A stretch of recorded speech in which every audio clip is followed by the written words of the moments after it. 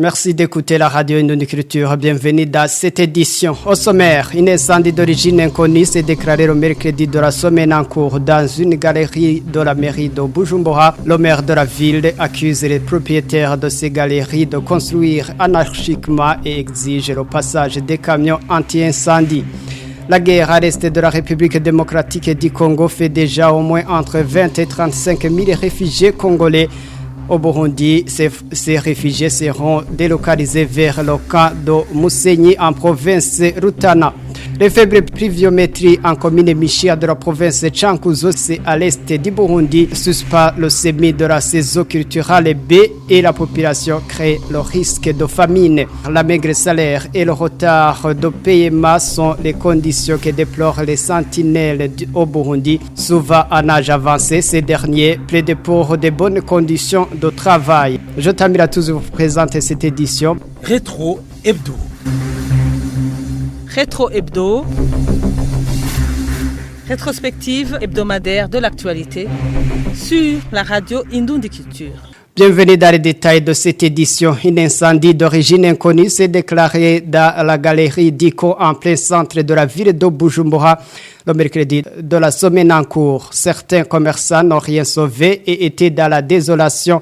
Ces commerçants plaident pour un coup de main du gouvernement pour pouvoir reprendre avec leurs activités. Le point avec Égide Nahayo. C'était la désolation presque totale chez les commerçants victimes de l'incendie. Comme nous l'avons constaté le matin de ce mercredi, la galerie dite chez Diko, calcinée, se trouve dans la partie sud de l'ancien marché central de Bujumbura. Ces mêmes commerçants nous ont raconté avoir été alertés de la situation entre 2h et 3h du matin avant l'intervention des sapeurs-pompiers. Certains gens procédaient à rassembler le reste des articles non brûlés, mais ont confirmé ceux-là qui n'ont rien sauvé. On nous a appelé vers 3 heures, nous disons qu'il y a un incendie. Nous avons demandé l'origine de cet incendie et on nous a signifié qu'il a débuté vers 2 heures. Nous n'avons presque rien pu sauver. Les victimes de l'incendie nous ont raconté d'un scénario fréquent à Bujumbura avant de plaider pour un coup de main de quiconque afin qu'ils reprennent leur occupation quotidienne. Nous demandons au gouvernement et aux autres organisations de nous appuyer en nous octroyant des prêts avec des faibles taux d'intérêt ou encore de nous donner une aide pour que nous puissions continuer à vivre. Les commerçants qui se disent fatigués par des incidents pareils nous ont témoigné une volonté manifeste de s'affilier aux sociétés d'assurance, quelle que soit la lenteur souvent observée quand il s'agit de dédommager les pertes subies. Je contracterai une assurance pour prévenir tout autre sinistre car en cas de problème, cela affecte les moins nantis. Entre-temps, l'Observatoire de lutte contre la corruption venait de proposer des réformes allant dans le sens de prévention des incidents du genre au niveau de ces espaces de vente en pleine extension après l'incendie de l'ancien marché de Bujumbura. Gabriel Ofiri est le président de l'Olicom. La notion d'avoir des marchés qui respectent les standards des marchés modernes ne sont pas là. L'Olicom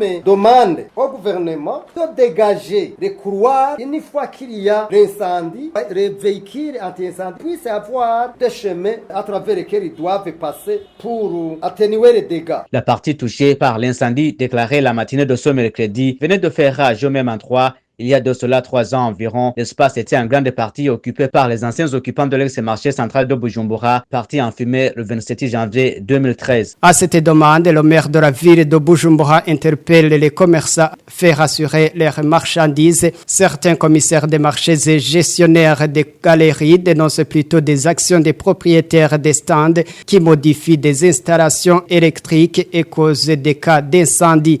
D'autres disent que certains marchés et galeries ont des extincteurs périmés. Tous plaident pour l'intervention de l'autorité municipale pour prévenir contre ces cas d'incendie.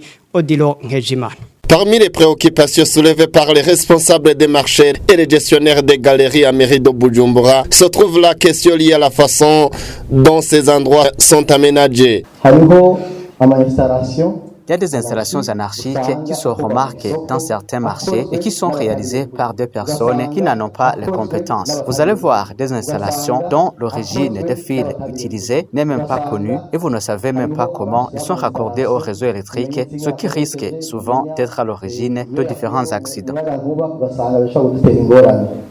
Cependant, le chef des services au sein de la police en charge de la prévention des catastrophes dans la municipalité de Bujumbura déplore que même là où toutes les précautions ont été prises auparavant, cela n'empêche pas d'autres personnes de venir et de construire anarchiquement, en donnant l'exemple du marché de Luvumera où même les passages pour les camions et extincteurs ont été occupés.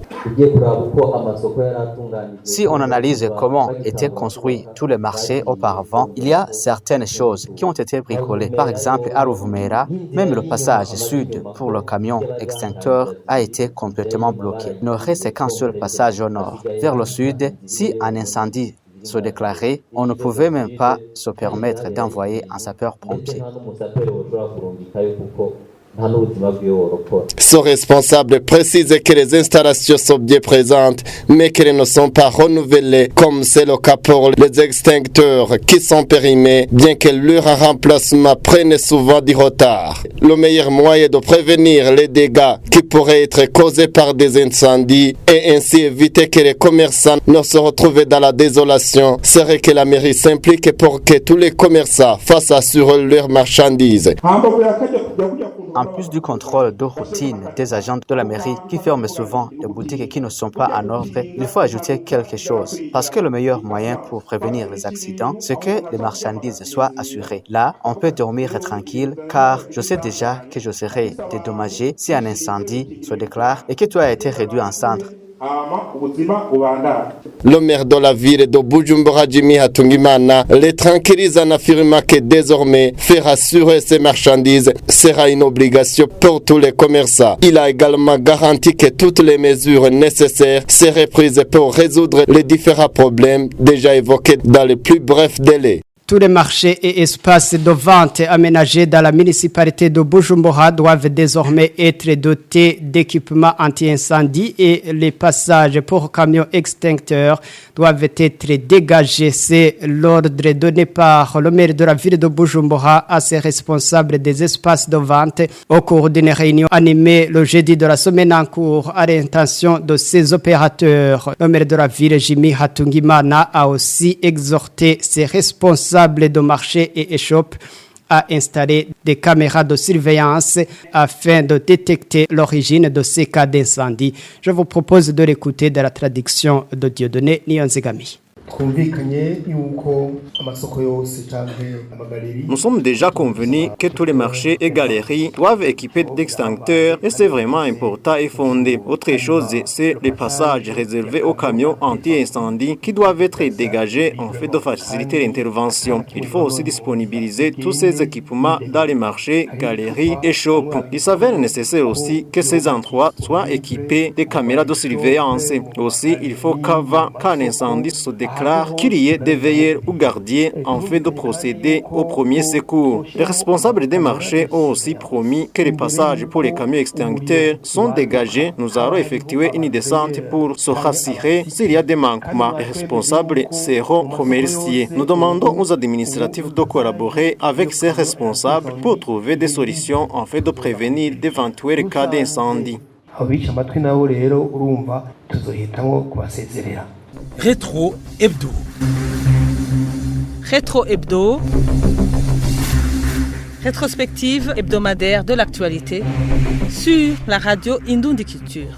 Radio Indoundi Culture poursuit cette édition. Entre 20 et 35 réfugiés congolais fouillés à la guerre à l'est de la République démocratique du Congo étaient déjà accueillis au Burundi jusqu'à mercredi de la semaine en cours. Le ministre burundais de l'Intérieur, Martin Niteretse, a annoncé que certains de ces réfugiés seront délocalisés vers le cas de Moussigny dans la province Rutana.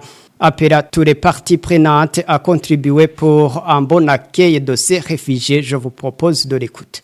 Depuis le 1er février 2025, on estime entre 20 000 et 35 000 le nombre de personnes ayant traversé la rivière Sisi pour se rendre au Burundi, en plus de 5 000 personnes qui sont entrées depuis le poste frontalier de Gatumba, de la majorité est constituée des demandeurs d'asile nécessitant une protection internationale.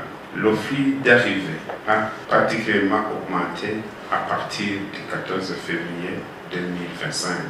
Conformément à la loi numéro 1/25 du 5 novembre 2021 portant réglementation des migrations et compte tenu de l'instabilité persistante à l'est de la RDC et du caractère massif et urgent de ces mouvements de population, le gouvernement de la République du Burundi reconnaît le statut de réfugié prima facie à tous les demandeurs d'asile congolais arrivés sur le territoire burundais depuis le début de l'année 2025. Les nouveaux réfugiés seront progressivement relocalisés vers le site de Mousséni, en province de Rutana, afin de garantir leur sécurité et de fournir un environnement adéquat à leur accueil. Des nouveaux sites seront alloués au HCR et à ses partenaires pour y développer de nouveaux centres d'accueil destinés aux réfugiés qui continuent d'arriver selon leur nombre.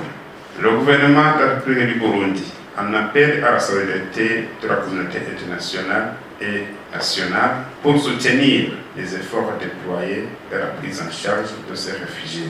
Toujours à propos de la guerre à l'est de la République du Congo, les commerçants de pagne opérant au niveau du marché de Bujumbura City Market à mairie de Bujumbura disent qu'ils ne peuvent plus se rendre à la République démocratique du Congo suite à cette guerre qui se vit à l'est. Le mercredi de la semaine en cours, au marché Bujumbura City Market dite chez Sion, aucune agence de transport reliée à Burundi, République démocratique du Congo n'était opérationnelle.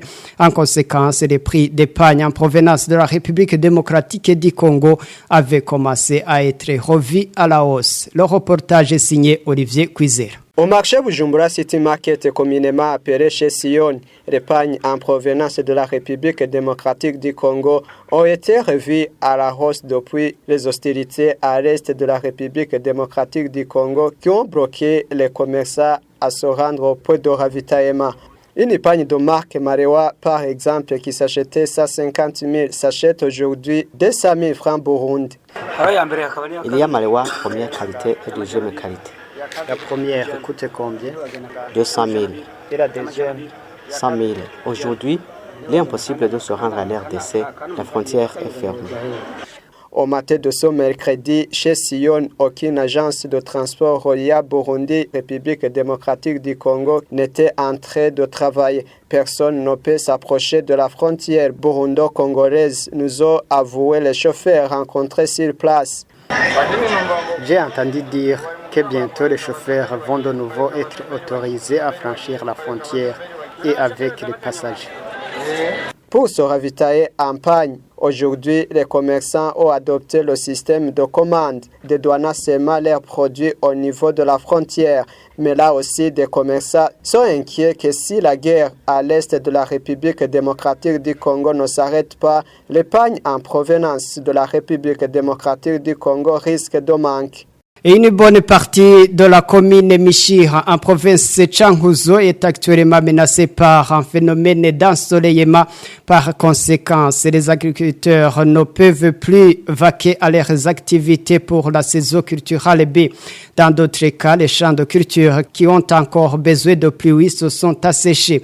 La population craigne pour le moment une risque de disette. Le reportage est signé Egide Nahayo. La grande partie de la commune Mishiha connaît l'absence de précipitations en cette période. Pas de travaux préparatifs de la semis de la saison culturelle B. Les champs de la saison culturelle A, qui avaient encore besoin de pluie, sont en train de s'assécher. Des agriculteurs de Mishiha, comme celui-ci de la colline Mwiruzi, craignent pour le rendement agricole de cette saison, vu même que la saison précédente, le rendement n'a pas été bon. Cette année, nous n'avons pas récolté pour la saison A. Il devient difficile de préparer le labour pour la saison B à cause du soleil. Le riz s'achève, le haricot a été détruit, c'est-à-dire que le maïs porte des épis, mais dont les graines n'ont pas été à maturité. Certains agriculteurs qui avaient déjà semé se trouvent maintenant dans la désolation.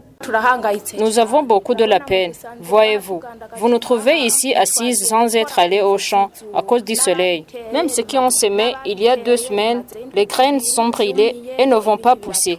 C'est pour cette raison que nous avons suspendu les semis. L'autorité administrative de la colline Kaniga confirme que les agriculteurs ne peuvent pas semer quoi que ce soit à cause de l'ensoleillement qui vient de durer plus de 2 mois. La récolte pour la saison A a été plus ou moins bonne car la pluie est tombée de temps en temps. Mais nous comptons ne rien avoir pour la saison B car les gens ne se préparent pas à cause du manque de pluie. Pour le sorgho et le mil, ce sont des cultures que nous devrions semer, mais le temps passe. Nous n'avons pas de courage à continuer à cultiver car si les pluies ne reviennent pas rapidement, nous devrons y renoncer car il n'y aura pas assez de pluie. Nous avons suspendu la préparation des champs. À part la région naturelle d'Ouyogoma, celle de Kumoso et une partie de Buragane avaient récemment été frappées par le phénomène d'ensoleillement, entraînant ainsi l'assèchement des champs de culture comme le maïs. Mais la situation s'est aujourd'hui améliorée selon nos sources sur place. À Kayanza, les agriculteurs de maïs se félicitent d'avoir enregistré une bonne récolte de maïs de la saison culturelle A, mais craignent du manque de débouchés. En effet, l'Agence nationale de gestion de stocks stratégiques alimentaires ANAGESA a seulement déjà vendu 55 tonnes de maïs sur les 397 collectés dans cette province. Les précisions avec notre correspondant depuis Kayanza, Jean Nahiman. Comme le précise Jean-Pierre Ndagijimana, le superviseur de l'Agence nationale pour la gestion des stocks stratégiques ANAGESA en sigle en commune Kayanza, seules 55 tonnes de graines de maïs ont déjà été vendues depuis que la dite agence en cette commune a remis sur le marché 397 tonnes de récolte de l'année culturelle 2023-2024. Selon les habitants de cette commune, ce produit n'est pas beaucoup acheté par le fait qu'il a été remis sur le marché avec retard, étant donné que c'est le moment de la récolte du maïs de l'année culturelle 2024-2025 et que le prix par kilo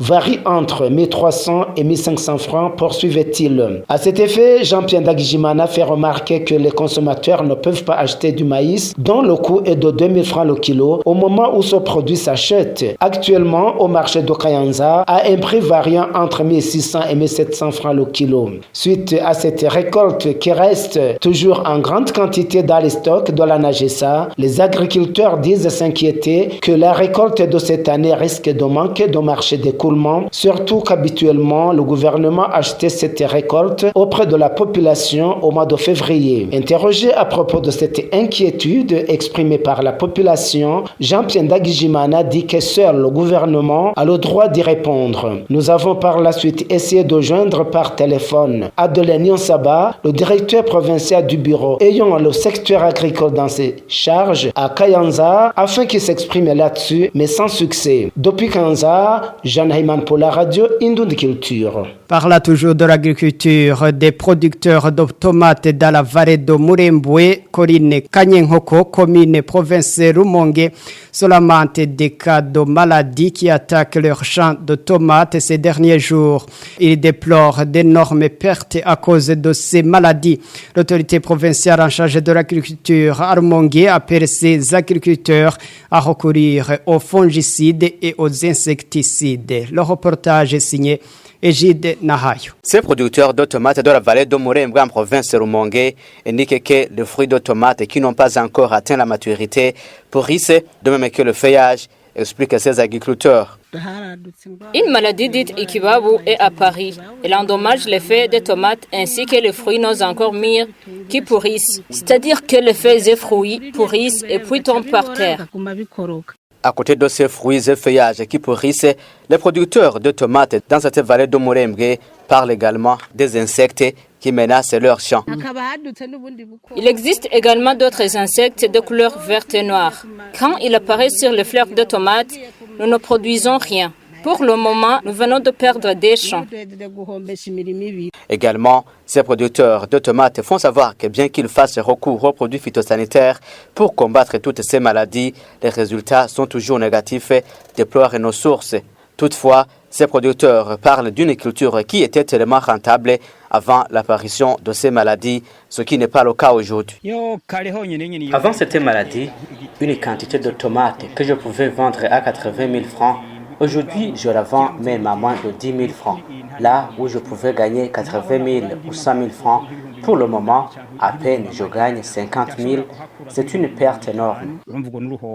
Interrogé à propos, le directeur provincial du bureau chargé de l'agriculture à Rumongue, Jean-Marie Chongera, indique que la première maladie communément appelée Ikibabu apparaît normalement pendant la période de pluie suite au froid et qu'elle peut être combattue à l'aide des fongicides disponibles dans des pharmacies vétérinaires et que pour les autres insectes, ces agriculteurs sont demandés d'utiliser des insecticides disponibles dans ces pharmacies, mais aussi les agriculteurs sont appelés à utiliser les produits homologués par les autorités compétentes. Les responsables du bureau de l'agriculture dans cette province parlent de la culture des tomates dans cette province de la plaine de Limbo qui, dans ces dernières années, cessé de se développer. Des veilleurs sur certaines écoles de l'Est du Burundi, en province Ruyigi exactement, s'indignent du maigre salaire mensuel qu'ils perçoivent. À cela s'ajoute son irrégularité. Il s'agit également d'un boulot effectué par des personnes d'une catégorie d'âge avancé. Ces derniers réclament de bonnes conditions de travail, y compris la rémunération au bon moment. Le reportage est signé Pantaleo Nakartimana, notre correspondant depuis Ruyigi. Certains de ces veilleurs de différents établissements scolaires révèlent que leur boulot est méprisé. S'agissant des motifs de telle appréciation, ils avancent le retard de leur salaire dont le virement s'effectue sur des comptes de l'école, ce qui exige que les directeurs prennent du temps pour les récupérer et les leur donner main en main. Cette situation facilite des directeurs mal intentionnés d'avancer des accusations de manquement afin de grignoter sur leur salaire. En plus du salaire insuffisant de moins de 50 000 francs, ce boulot reste pour les inoccupés et il n'y a pas de désir à l'intégrer, d'où le recours aux personnes d'une cinquantaine d'années qui ignorent parfois la manipulation du simple téléphone portable, d'où le système d'alerte en cas d'invasion au moment où deux veilleurs des écoles de l'école fondamentale de Boutezi et le lycée pédagogique de Kinyinya sont dans des cachots. Ces mêmes veilleurs demandent une justice impartiale à leur égard. Quant aux directeurs accusés de catalyser les retards de salaire, certains directeurs communaux de l'enseignement leur demandent de payer à temps ces veilleurs autant que possible. Depuis Luigi, Pantalon Nakartimana, Radio Indonésie Culture.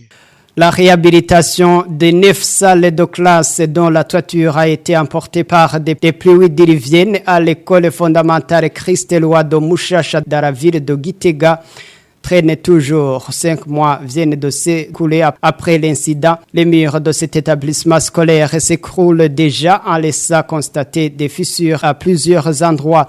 Les uns et les autres appellent à la réhabilitation de cette infrastructure publique et l'Église catholique qui essaie de faire son mieux dit que le coût global des travaux doit être partagé entre l'Église et le gouvernement. Le reportage est signé Anissé Nangouvou, notre correspondant depuis Gitega. Des murs qui ne cessent d'enregistrer des fissures, des briques et moellons qui tombent par terre à chaque instant, des ordures et saletés de toutes sortes constituent le triste tableau qui marque l'école fondamentale de Christ-Éloi de Mushasha dans la ville de Gitega aujourd'hui. C'est après 5 mois, jour pour jour, lorsqu'une pluie diluvienne mêlée de vent a emporté la toiture recouvrant 9 salles de classe de cet établissement. C'était le 20 septembre 2024, à la fin de la première semaine de cette année scolaire en cours. Les écoliers anciens locataires de cet établissement scolaire y passent pendant la récréation aujourd'hui et se rappellent dans la désolation les places où ils s'asseyaient avant cette calamité qui les a délocalisés en constatant l'état de cette infrastructure en ruine. Certains parents d'élèves rappellent quant à eux que cette école fondamentale Christ-Éloi de Mushasha a depuis la nuit des temps constitué un terrain d'application des lauréats élèves maître du lycée Gitega et ex-NG, une école construite en 1939. Il faut remarquer que cette école comptait parmi les rares établissements qui disposent de salles de classe spacieuses et bien aérées, offrant ainsi un meilleur confort pour les élèves. Plus d'un de part et d'autre appellent le gouvernement du Burundi et l'église catholique à réhabiliter l'école fondamentale Christ-Éloi de Mushasha et lui donner la même image d'antan qui faisait la fierté de ses élèves et des parents. Abbé Théophile Ndaïchimié, superviseur diocésain pour l'éducation dans l'archidiocèse de Gitega, fait savoir que l'urgence a été de trouver où les élèves pouvaient continuer à étudier, en précisant qu'actuellement ils sont établis dans les locaux de l'école de catéchèse Yagamukama. Quant à la réhabilitation de cette infrastructure, Abbé Théophile Ndaïchimié souligne qu'il s'agit d'une école sous convention catholique et que le coût des travaux est à partager entre les deux parties prenantes. Il indique toutefois que l'archidiocèse de Gitega se trouve à la quête des fonds pour entreprendre la réhabilitation de cette